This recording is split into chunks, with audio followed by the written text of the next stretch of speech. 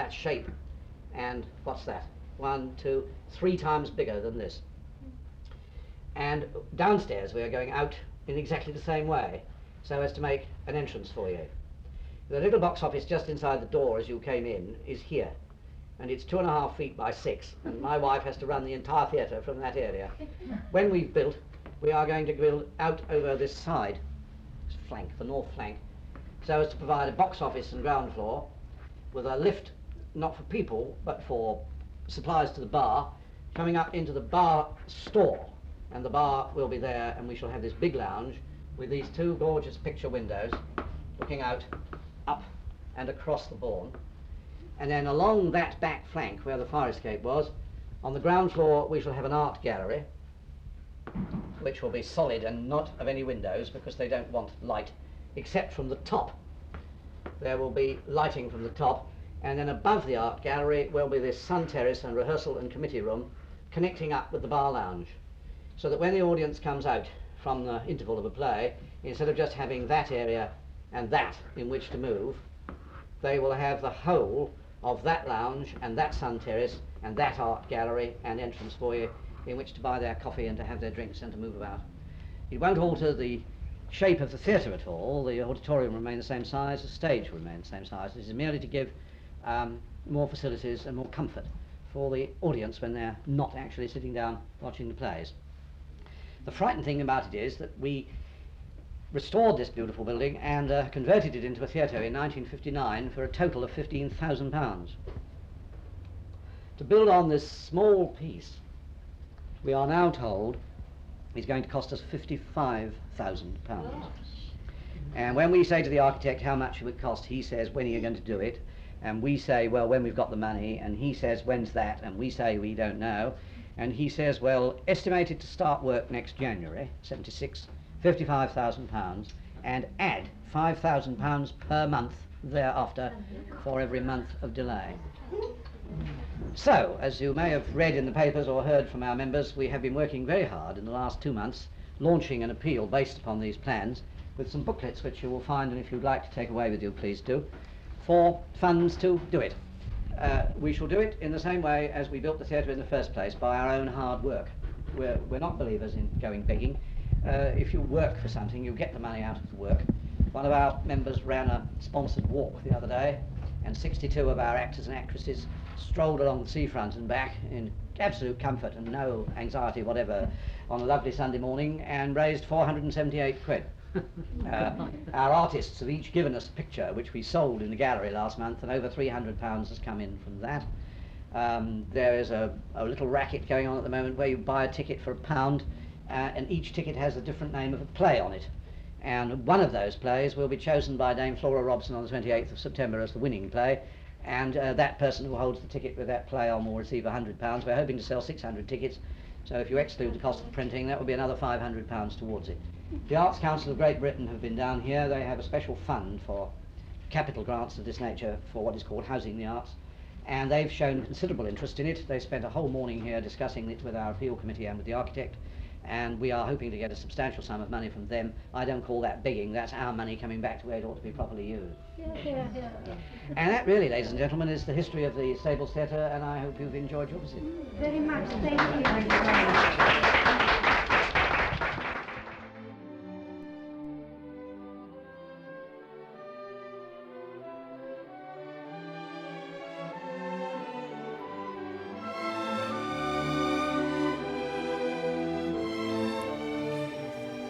I think it was on the occasion of the Queen Mother's visit in 1978, when I sat in the auditorium, marvelling at the bestowal of royal patronage and filled with pride at being part of it, that the past really came flooding back, as I'm sure it did to the many others of us who were there in those early far-off days. I wonder if perhaps the newer members who play on our stage, or those who form part of the audience, realise that 50 years ago this theatre was just a dream in the minds of the many amateur dramatic companies who formed themselves into the Theatre Guild while retaining their own identities and presenting their individual productions at church halls, the White Rock Pavilion, the Pier, but always dreaming of a home of their own. And to translate this dream into a reality, we were fortunate to have Dick Perkins to inspire us. At the time, it so happened, of course, that the Old Hastings Preservation Society were looking for a way to preserve this Georgian stable block, and so took place the happy coming together of their society and the Theatre Guild. We remember the endless meetings at Windycroft, the home of Admiral and Mrs. Dan Reuter, to whom indeed we owe a great deal. No one who sat on a committee with Mrs. Dan Reuter will ever forget this wonderful lady, with her determination, indomitable will and incredible energy. So together they formed the first links in the chain, and as secretary of the Guild at the time I was privileged to work with them both. And so the rest followed. Endless committees, events to raise money. A theatrical garden party comes to mind with people like Cecil Parker, Andrew Ray, Milton Schumann and Drusilla Bifus supporting our cause. Tom Child's open-air production of A Midsummer Night's Dream in Linton Gardens, when the seagulls joined in to drown the splendour of Shakespeare's verse, but which, nonetheless, the actors will remember as a particularly happy memory. Standing in the shell of the building, clearing rubbish, digging holes and trying to imagine what it would one day be like, carrying in the first seats, sweeping the stage, installing the switchboard, the lights, hanging the tabs, painting. And then the opening day, that beautiful 16th of June, when the sun shone down on all those happy people who'd worked so hard, and the management committee gathered on the steps, proud to be photographed with Sir Ralph Richardson in their midst. The dream had become a reality, and one of the most eminent actors in the English theatre was here to prove it, and to christen our stage with his melodic rendering of Shakespeare's immortal verse. The marquee in the grounds for lunch, the first night of the opening play, Tom Child's production of Rose Without a Thorn, a story about Henry VIII, a hot night, and the cast in their heavy costumes emerging from the stage door whenever possible to cool off a little. And on that night a rose for every member of the audience, a tradition which was carried on every birthday for many years. So many individual memories we all have. Caledonian Market stretching back over the years, the thrill of meeting professional artists who played here, a staging of endless shows by the indefatigable stage crews, friends we have acted with, worked with, and the sadness, inevitable after a span of so many years, and so many of those people are no longer with us. We miss them and their special talents. Arthur Hicks, who designed the theatre and worked with us closely as a friend. Tom Child, whose knowledge of the theatre was irreplaceable. George Primavesi, who was chairman of the Guild and a prime mover of our club, bar in its early days. Frank Durrant, first chairman of the Guild, who sadly never saw the opening of the theatre. Claire Mitchell and Marjorie Stoddart, stalwarts in so many plays, and the many willing volunteers to staff the theatre.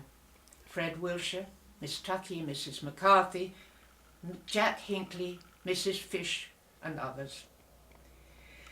But above all, there was Dick, and no one will dispute the fact that without his inspired leadership, dogged determination, and dedication to his dream, we would not be here today to enjoy the fruits of the labour of so many willing colleagues. And so we look back over the years, remembering the trials and tribulations, the laughter and the tears, the hard work and the fun, mostly the happy times. And some of us are glad we can remember and say, once upon a time.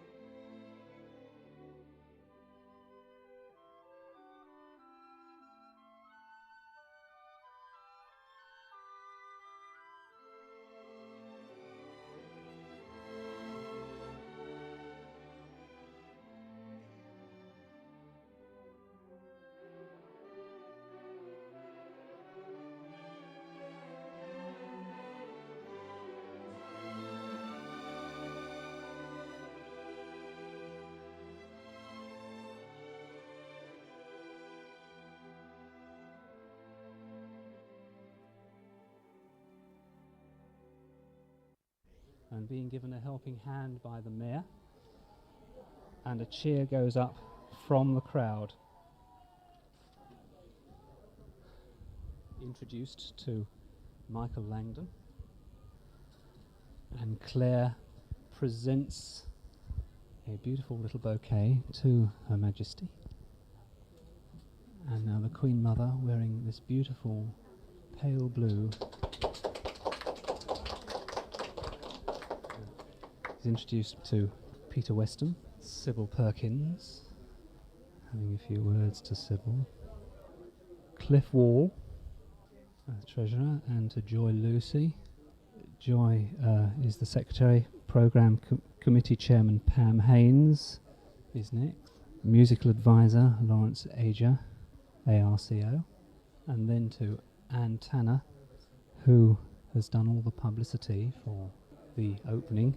And now to the Director of the South East Arts, Peter Carpenter, having a few words with Peter. And now to David Hollis, RIBA, who is the architect, and to a representative of Stoneleigh Developments, the builders, Mr. Frank Dicker, talking to Mr. Dicker and David Hollis together. And now the Queen Mother pulls the cord and opens the extension. The Stables Theatre Art Gallery and Extension was opened by Her Majesty Queen Elizabeth, the Queen Mother, on the 14th of June 1978. She now moves across to the entrance to the art gallery and will be introduced to Jean Pluvier, whose guiding light has organised the exhibition inside.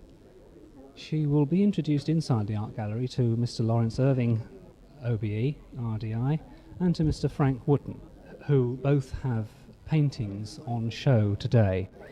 Also in the gallery exhibition are the artists are gathered there are Max Brimmel, David Hobbs and Huell James, together with the Stables gallery artists of Mary Defolds, Jean Pluvier herself, John Roots, Leonard Shortell, Christopher Sinden, William Strickland, Ellen Vaness, Chester Ward, Norma Waterman and John Waterman.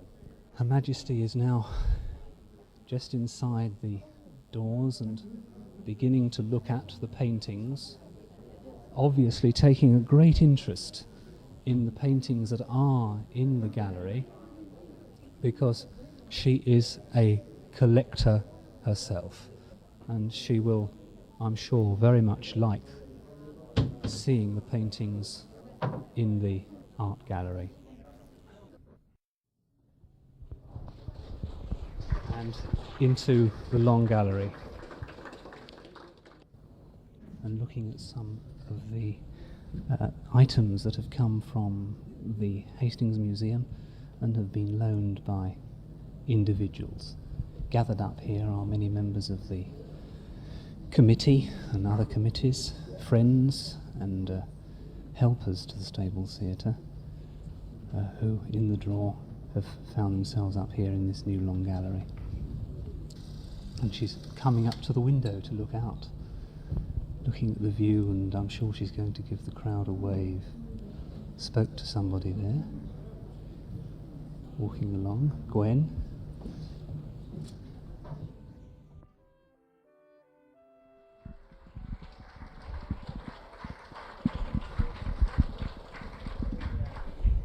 Her Majesty comes into the theatre and onto the stage, where standing waiting to greet her are all the members of the cast of The Rivals in costume, together with many members of the backstage crew. Michael presents Her Majesty to Leslie Adams, the President of the Theatre Guild, to Robin Seymour, the Chairman, to Pauline Leach, the Chairman of the Stage Committee, and George Leach, the Stage Director and also Director of The Rivals. Pauline is in her costume as Mrs. Malaprop.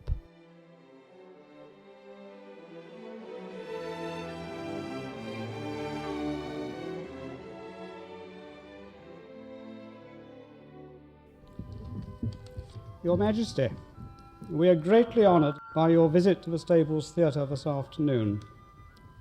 The Stables Trust takes pride in its success in having converted these Georgian stables into a theatre and arts centre where the sole reward of those who labour here is the satisfaction of seeing work well done. Your gracious visit today to open our new art gallery and extension crowns 19 years of enthusiastic effort on the part of dedicated lovers of drama, art and music. On behalf of everyone connected with the theatre, may I, with our warmest appreciation and affection, present to you this decanter, which is hand engraved with our new emblem, a seahorse. We all feel tremendously pleased and honoured to have had the privilege of showing you the theatre and arts centre of which we are so proud, and we hope that when you use the decanter, it may remind you of your visit to Hastings and the Stables Theatre. Ma'am, thank you so much for coming.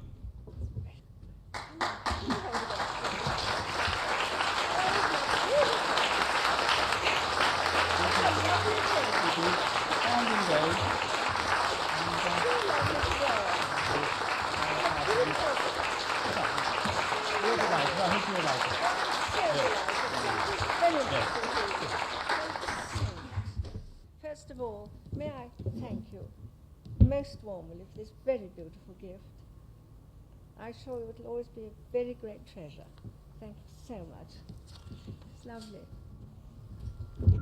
I believe that since 1959, when your trust took over and began the conversion of a building then some 200 years old, a great deal has been achieved. A theatre was established with remarkable success and a high standard of homegrown and imported amateur and professional productions. But I know you were working in a very restricted area and many vital facilities were lacking. Now, thanks to the success of your recent appeal, you have now a fine art gallery and greatly improved amenities for the theatre. I would like to congratulate most warmly all who have striven so hard to bring about these splendid results. You have here a theatre to be proud of, and I offer my warmest good wishes for continued success in the future. Thank you so kindly. It is indeed. It is indeed.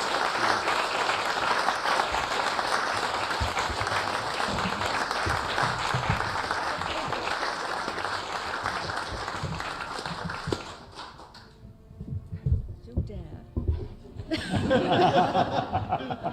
It's a box. So long, isn't it? Well, Something yeah, beautiful. it is to say. beautiful. Hope you're going to enjoy it. Oh, it's beautiful. Yes. Thank you so There is a much. step down here, ma'am.